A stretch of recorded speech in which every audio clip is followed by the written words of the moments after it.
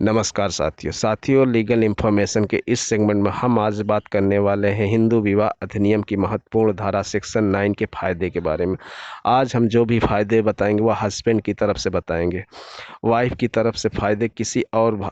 भाग में बताएंगे। दोस्तों, सेक्शन 9 दाखिल करने का सबसे बड़ा फ़ायदा यह है, यदि आप कोर्ट में पहले सेक्शन 9 का मुकदमा दायर करते हैं, उसके बाद यदि आपकी पत्नी आपके खिलाफ डोमेस्टिक वायलेंस या घरेलू हिंसा का केस दायर करती है, जिसके बाद यदि आपको पुलिस गिरफ्तार करने जाती है, तो पुलिस को आप यह बता सकते हैं कि मैं हमारा केस पहले से ही फैमिली कोर्ट या सिविल कोर्ट में चल रहा है,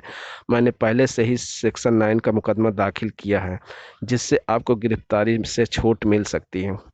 दूसरा फ़ायदा यह है दोस्तों, यदि आपकी पत्नी किसी कारणवश आपसे अलग रह रही हो, जो आपके पास नहीं आना चाहती, किसी से परामर्श के बाद यदि आपके खिलाफ मेंटेनेंस का केस दायर करती है, जिसके बाद आपके पास एक नोटिस आती है, उस नोटिस के जवाब में आप कोर्ट को यह बता सकते हैं कि मैंने पहले से ही सेक्शन 9 का मुकदमा दायर किया है और मैं अपनी पत्नी को अपने पास रखने को तैयार हूँ और मेंटेनेंस देने को भी तैयार हूँ।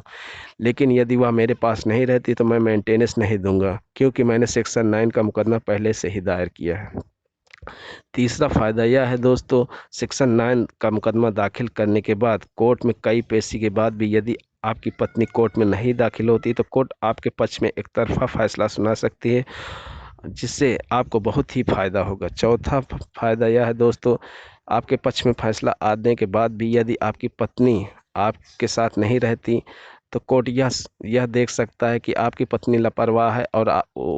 गलती उसकी ही है, जिससे आप कंटेम्प्ट ऑफ द कोर्ट का भी केस अपनी पत्नी के खिलाफ दायर कर सकते हैं। तो ये सब फायदे हैं दोस्तों सेक्शन 9 दाखिल करने के। आशा करता हूँ आपको बहुत ही महत्वपूर्ण जानकारी प्राप्त हुई होगी। फिर भी यदि कोई कमी है तो आप कमेंट में पूछ सकते हैं।